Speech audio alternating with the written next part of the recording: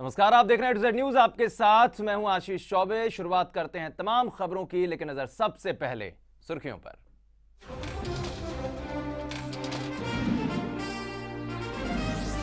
देश दुनिया में रही होली की धूम, रंग गुलाल से सराबोर हुआ हिंदुस्तान। क्या आम क्या खास, सबने जमकर खेली होली। रामदेव ने फिर बोले नमो नमः, होली के रंग में धुल गई शिकायतें, बयान को तोड़ मरोड़ कर पेश करने का आरोप। महाराष्ट्र में शिवसेना को बड़ा झटका, पार्टी प्रवक्ता राहुल नार्वेकर एनसीपी में हुए शामिल, बोले पार्टी में हो रहा था अपमान। रूस में शामिल होना चाहते हैं क्रीमिया के 96% लोग, अमेरिका में जनमत संग्रह को बताया असंवैधानिक, रूस ने किया स्वागत। चलिए शुरुआत करते हैं खबरों की। देश भर में होली की धूम रही, होली की खबरों पर भी हमारी नजर रहेगी, लेकिन पहले बात कर लेते हैं सियासी खबरों की। चुनावी मौसम में आया राम और गया राम का खेल लगातार जारी है। शिवसेना के नेता राहुल नार्वेकर एनसीपी में शामिल हो गए हैं। एनसीपी में शामिल होने का ऐलान करते वक्त राहुल नार्वेकर ने कहा कि मेरे लिए शिवसेना छोड़ना बेहद कठिन फैसला था। राहुल ने यह भी कहा कि पार्टी में मेरा लगातार अपमान हो रहा था और इसीलिए मैंने पार्टी छोड़ दी। शिवसेना के प्रवक्ता रहे राहुल नार्वेकर को एनसीपी से टिकट भी दिया जाएगा, ऐसी खबरें आ रही हैं। और राहुल नार्वेकर का एनसीपी का दामन थामना शिवसेना के लिए एक तगड़ा झटका है।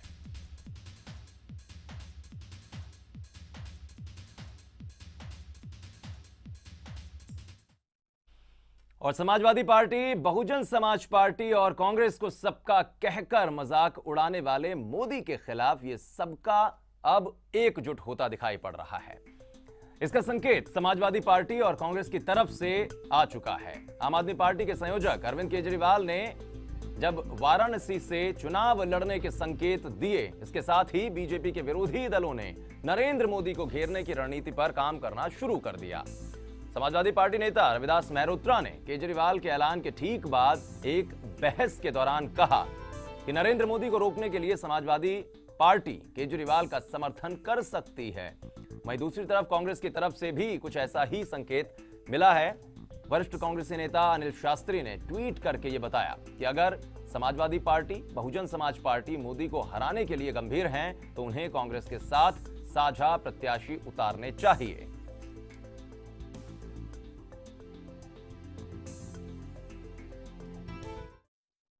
और बीजेपी में टिकट बंटवारे पर योग गुरु स्वामी रामदेव ने आपत्ति जाहिर की है। एक अंग्रेजी अखबार की अगर माने तो रामदेव 4 सीटों पर आपत्ति जताते नजर आए हैं। अखबार की माने तो रामदेव पाटलिपुत्र, कैराना, अमरोहा और हिसार सीट को लेकर अपना ऐतराज जाहिर कर रहे हैं।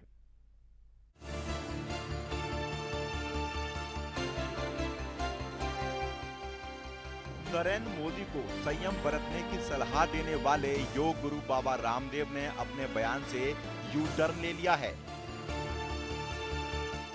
रामदेव का कहना है कि उन्होंने मोदी को लेकर कभी कुछ नहीं कहा। स्वामी रामदेव ने कहा कि मीडिया ने उनके बयान को तोड़ मरोड़ कर पेश किया। नरेंद्र मोदी और बीजेपी का गुणगान करने वाले रामदेव ने रविवार को मोदी पर निशाना साधा था। रामदेव ने कहा था कि मोदी को पीएम बनने की जल्दी है। हालांकि बाद में रामदेव इस बयान से ये कहते हुए पलट गए कि उन्होंने सिर्फ बीजेपी को सियासी गतिविधियों में सतर्क रहने की सलाह दी थी। इसी प्रेस कॉन्फ्रेंस में रामदेव ने बीजेपी के पूर्व अध्यक्ष नितिन गडकरी को बेहद साफ और ईमानदार इंसान बताया था। स्वामी रामदेव ये भी मान चुके हैं कि पाटलिपुत्र से अपने समर्थक निशिकांत यादव को टिकट न दिए जाने से वे निराश हैं। उन्होंने कर्नाटक से दागी नेता बीएस येदियुरप्पा और पी श्रीरामुलु को टिकट दिए जाने पर भी नाराजगी जताई थी। हालांकि वाराणसी से चुनाव लड़ने पर उन्होंने मोदी का समर्थन किया था। योग गुरु बाबा रामदेव मोदी के लिए घर घर जाकर वोट मांग चुके हैं, फिर तुरंत ही उनका मोहभंग होता दिखाई देता है, फिर यू टर्न लेते हैं। ऐसे में सवाल ये है कि बीजेपी का खुलेआम समर्थन करने वाले बाबा रामदेव को आखिर क्या हो जाता है कि वो उसी के खिलाफ आग बबूला हो जाते हैं। Bureau report, A to Z news.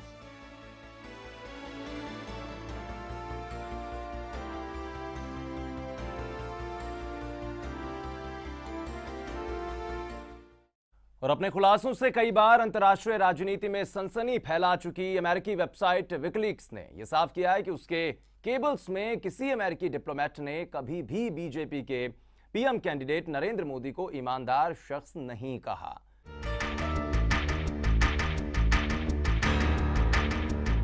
WikiLeaks के खुलासे ने भारतीय राजनीति में तूफान खड़ा कर दिया है।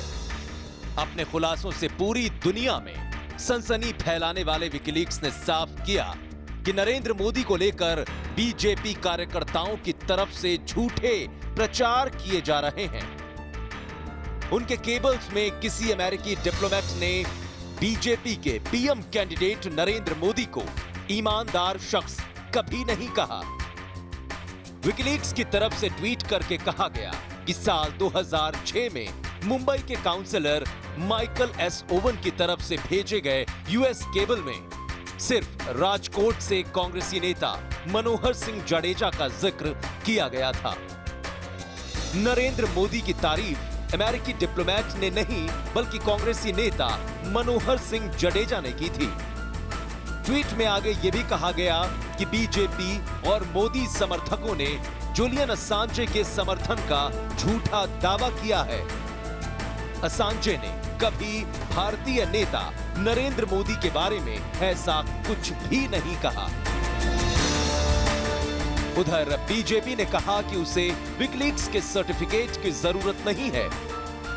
और आपको बता दें कि मोदी के समर्थक विकिलीक्स संस्थापक जूलियन असांज के हस्ताक्षर वाला पोस्टर लोगों के बीच बांट रहे हैं, जिसमें यह कहा गया कि अमेरिका नरेंद्र मोदी से डरता है क्योंकि अमेरिका जानता है कि मोदी भ्रष्ट नहीं है। मोदी समर्थकों का यह दांव उल्टा पड़ता दिख रहा है।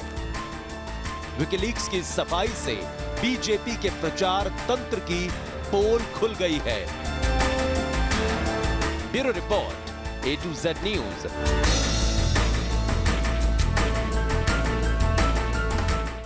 और क्रीमिया के 96% लोग यूक्रेन से अलग होकर रूस में शामिल होना चाहते हैं। इस मसले पर हुए जनमत संग्रह में रिकॉर्ड मतदान हुआ। चुनाव अधिकारियों का कहना है कि 96% से ज्यादा लोगों ने क्रीमिया को रूस में शामिल करने की इच्छा जाहिर की है। हालांकि अमेरिका ने जनमत संग्रह को असंवैधानिक बताया और ब्रिटेन ने भी इस जनमत संग्रह की आलोचना की है। ब्रिटेन ने इसे लोकतंत्र का मजाक करार दिया और उधर रूस ने इसका स्वागत करते हुए कहा कि जनमत संग्रह कोसोवो की तरह आत्मनिर्णय की मिसाल है।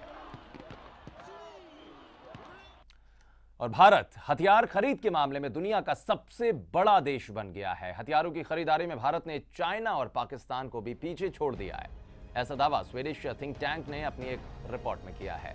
रिपोर्ट के मुताबिक भारत अपने दोनों पड़ोसी मुल्कों की तुलना में 3 गुना ज्यादा हथियार आयात कर रहा है। Stockholm International Peace Research Institute के मुताबिक अगर 2009 से 2013 के बीच देखें, 5 सालों का जो ये आंकड़ा है, इस पर नजर डालें तो भारत ने हथियार खरीद के मामले में 14% का इजाफा किया है। बीते 5 सालों में उसके बड़े हथियार आयात करने की दर 111% रही है और ये पूरी दुनिया का 7 से 14% हिस्सा है।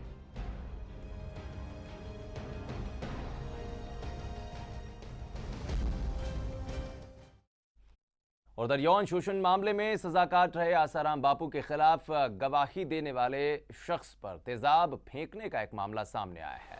दरअसल ये घटना उस वक्त हुई जब दिनेश भावचंदानी रॉयल रेजिडेंसी में अपने घर की तरफ जा रहा था। तभी बाइक पर सवार 2 अज्ञात लोगों ने दिनेश को ओवरटेक किया और उसके ऊपर तेजाब फेंका और वहां से फरार हो गए।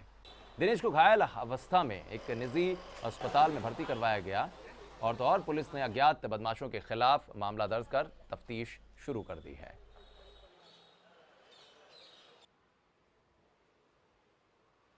आज दोपहर जो हमारे इस केस में फरियादी हैं, करीब 2 बजे के आसपास उनके ऊपर एसिड अटैक हुआ है। वो मोटरसाइकिल से कहीं जा रहे थे, तो सामने से 2 आरोपी मोटरसाइकिल पे आए, उनके ऊपर एसिड फेंकने की कोशिश की और उसमें उनको थोड़ी इंजरी हुई है, हॉस्पिटल में है। उनका कंप्लेंट लेके हम लोगों ने इन्वेस्टिगेशन शुरू किया। तो वक्त यहाँ पर एक छोटे से ब्रेक का। ब्रेक के उस पार कुछ और खबरें।